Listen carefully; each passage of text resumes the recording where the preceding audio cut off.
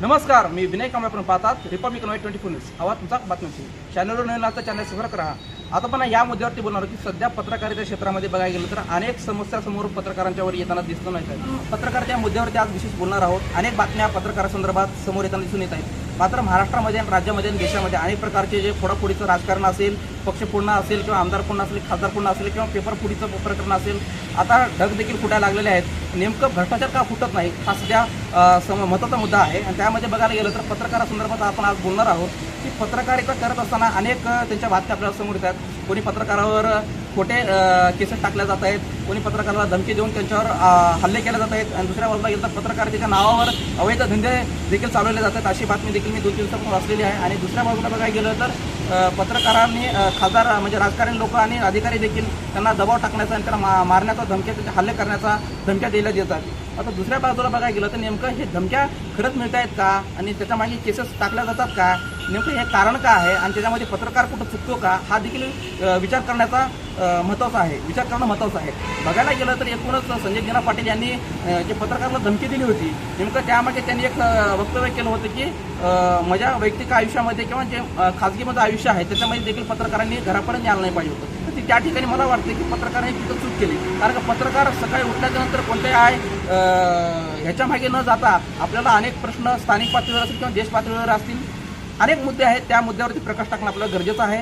किंवा पत्रकारिता करा. कारण का मी ह्याच्यासाठी सांगतोय, मी एक पत्रकार या नात्याने मला जेवढं समजते, मला जेवढं ॲनालिसिस करता येतं त्या संदर्भामध्ये मी या संदर्भात तुम्हाला सांगत आहे. नेमकं तुम्हाला काय वाटतं आम्हाला कमेंट करून सांगाच नक्की. आणि दुसऱ्या बाजूला बघायला तर काल परवाच नांदेड जिल्ह्यामध्ये देखील 2 पत्रकारावरती हल्ला झालेला आहे. आणि दुसऱ्या बाजूला अजून एक बातमी समोर आली आहे की कालच की पत्रकारांना धमकी देखील पोलिसांकडून दिल्या जात आहे. मात्र नेमकं होतंय काय, याच्या मागची कारणं काय आहेत ते आपण त्याच्यावर चर्चा करावं.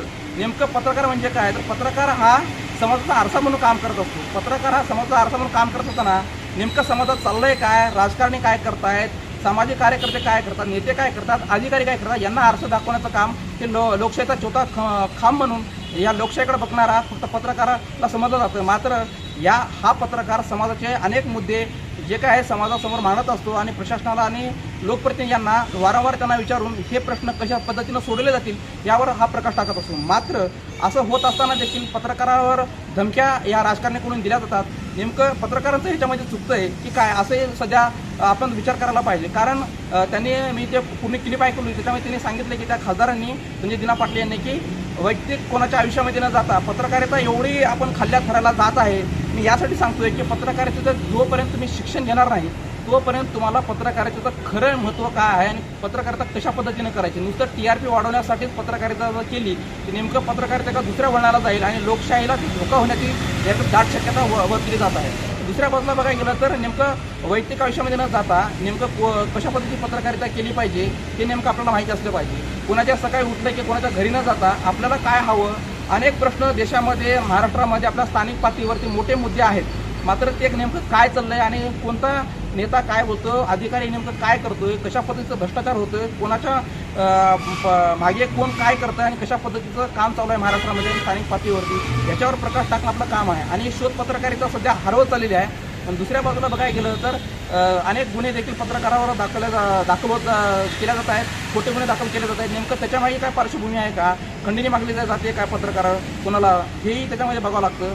किंवा पोलीस अधिकारी जाणून बुजून तरी कोणावर केस करत नाही. नेमकं हे टाळण्यासाठी काय, तर त्यासाठी पत्रकारांना त्याचं शिक्षण घेणं गरजेचं आहे. आणि पत्रकारितेच्या नावावरती गाडीवर प्रेस टाकून अवैध धंदे केल्या जातात म्हणून कालच मी बातमी वाचली होती. त्याच्यामध्ये अवैधरित्या गुटखा देखील विकला जात होता. आणि काही पत्रकार असे देखील आहेत की फक्त नामदारी पत्रकार आहेत.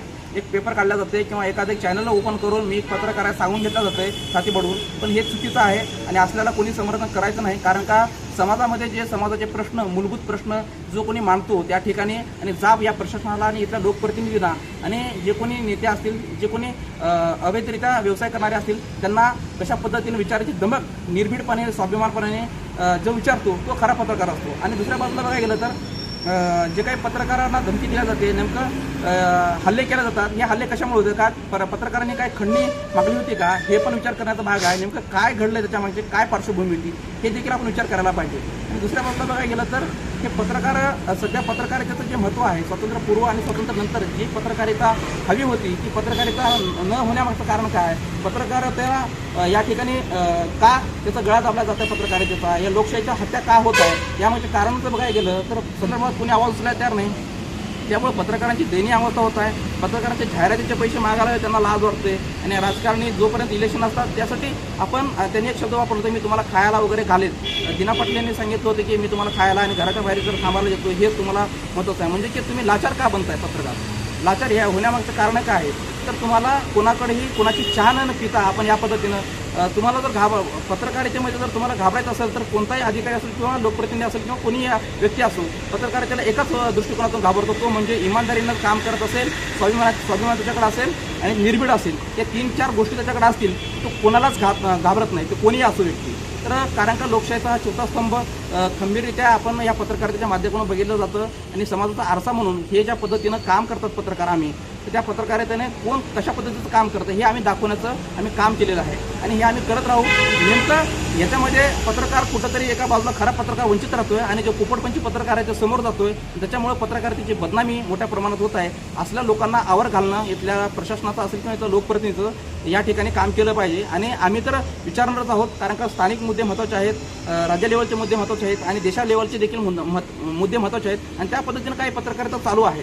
इंडिव्हिज्युअल स्वतंत्र पत्रकारिता, मुक्त पत्रकारिता या ठिकाणी करताना दिसून येत आहेत. मात्र जे खऱ्या पद्धतीनं एखाद्या नेत्याशी निगडीत राहून त्यांनी जे पत्रकारिता करत आहेत ते वेगळ्या पद्धतीची पत्रकारिता आहे. ज्यांनी काम केलं त्या ज्याची जाहिरात आहे ती देखील या ठिकाणी खऱ्या पत्रकारांना दिवस जातात. मात्र काही जे पोपटपंच आहेत त्यांना फोन लावून धमक्या देऊन या पद्धतीचं केलं जातं. त्याच्यामुळे ह्या ज्या काही घटना आहेत पत्रकारितेला बघण्याचा दृष्टिकोन लोकांचा चेंज झालेला आहे. त्यामुळं यावरती कशा पद्धतीनं आपण अंकुश लावता येईल आणि जे काय पोलीस अधिकारी असतील किंवा प्रशासनामध्ये अधिकारी असतील किंवा लोकप्रतिनिधी असेल ते पत्रकारांना धमकी देणार नाही, जेणेकरून नेमकं ह्याचं महत्त्व काय आहे पत्रकारितेचं हे त्यांना काही जणांना माहिती असते आणि जोपर्यंत तुम्ही त्याचं एज्युकेशन घेणार नाही पत्रकारितेचं तोपर्यंत तुम्हाला याचा इतिहास आणि त्याची पार्श्वभूमी पत्रकारितेची काय आहे आणि काय महत्त्व आहे ते तुम्हाला कळणार आहे. म्हणून माझी विनंती आहे सगळ्यांना की पत्रकारितेचं शिक्षण घ्या, जे कोणी आता नवीन पत्रकार होत असतात आणि या ठिकाणी आपल्या परिसरात असेल किंवा देशातील असेल किंवा राज्य लेवलचे त्याला कसं न्याय देता येईल आणि इथल्या लोकांना आपण कशा पद्धतीनं आपला हा आरसा